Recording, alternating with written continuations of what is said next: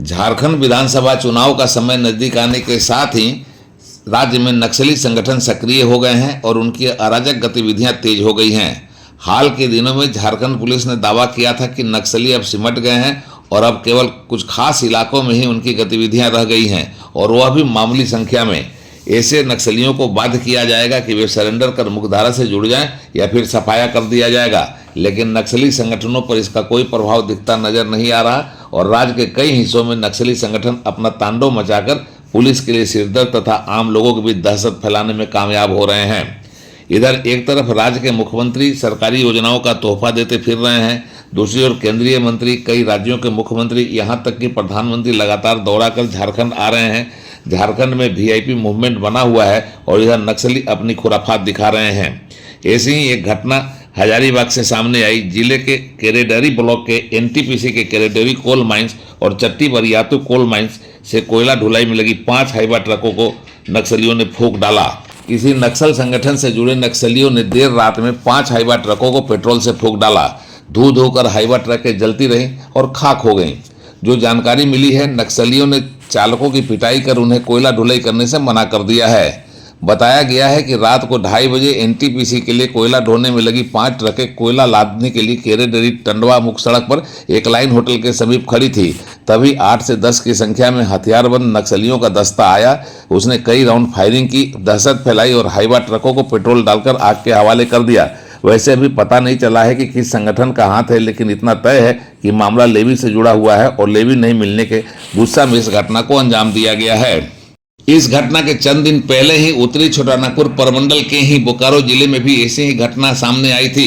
एक सड़क निर्माण से जुड़ी कंपनी एनजी प्रोजेक्ट्स लिमिटेड से 5 करोड़ की लेवी मांगी गई और लेवी नहीं मिलने पर ठीक 8वें दिन आग लगाकर डोजर और रोलर को क्षतिग्रस्त कर दिया गया। जाते जाते हथियारबंद दस्ते ने जो पर्चा फेंका उसमें पीएलएफआई की चर्चा थी। पीएलएफआई का यह क्षेत्र कभी नहीं रहा था, लेकिन पीएलएफआई ने यहां अपने प्रभाव का विस्तार करते हुए इस घटना को अंजाम दिया।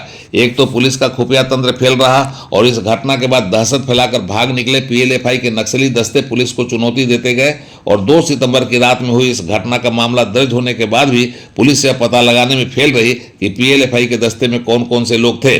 पुलिस के लिए सबसे ज्यादा चिंता की बात यह रही कि पीएलएफआई ने भी बोकारो जिले में पैर पसार लिया है। अभी तक इस क्षेत्र में नक्सली संगठन के नाम पर केवल एमसीसी संगठन था, लेकिन अब पीएलएफआई के आने के बाद में बोकारो जिले में जिस तरह का नक्सली संगठनों की चर्चा हुई है वह पुलिस के लिए सिरदर्द है और पुलिस के लिए चिंता का विषय बना हुआ है। हालांकि झारखंड के कई क्षेत्रों में नक्सलियों पर नकेल कसा गया है और नक्सली संगठन सिमट गए हैं, लेकिन इसके बाद भी राज्य के कई हिस्सों में नक्सली संगठन अपने उफान पर हैं और लगातार खुराफात कर रहे हैं। इसी तरह की घटना चाईबासा में भी कई बार सामने आई है। कई बार नक्सलियों ने चाईबासा में घटना को अंजाम देकर पुलिस वाले को निशाना बनाया है और उन्हें घायल किया है। लेकिन अब इस घटना के बाद जो हजारीबाग में हुई है, एक बार फिर पुलिस को बड़ी चुनौती मिली है। नक्सली एक तरह से पुलिस बल को ललकार गए और गाड़ियों में आग लगाकर यह बता गए कि उनकी उपस्थिति अभी इस इलाके में है। हालांकि उत्तरी छोटानागपुर में पुलिस को कामयाबी भी मिली है नक्सली संगठनों के खिलाफ। 10 लाख का एक इनामी नक्सली रामदयाल महतो उर्फ बच्चन दा ने गिरिडीह के एसपी के समक्ष आत्मसमर्पण कर दिया है। यह गिरिडीह पुलिस के लिए एक बड़ी कामयाबी है, क्योंकि जिस नक्सली ने आत्मसमर्पण किया है उसके खिलाफ धनबाद और गिरिडीह जिले में लगभग 54 मामले दर्ज थे, जो नक्सली संगठन से जुड़े हुए मामले थे, नक्सली उग्रवाद से जुड़े हुए मामले थे। कुल मिलाकर कहा जा सकता है कि एक तरफ जहां नक्सलियों के खिलाफ अभियान में पुलिस को कामयाबी मिल रही है, वहीं दूसरी तरफ नक्सली पुलिस के लिए एक बड़ी चुनौती के रूप में भी सामने आ रहे हैं और लगातार खुराफात करते हुए पुलिस को चुनौती दे रहे हैं। उड़ान लाइव ब्यूरो की रिपोर्ट।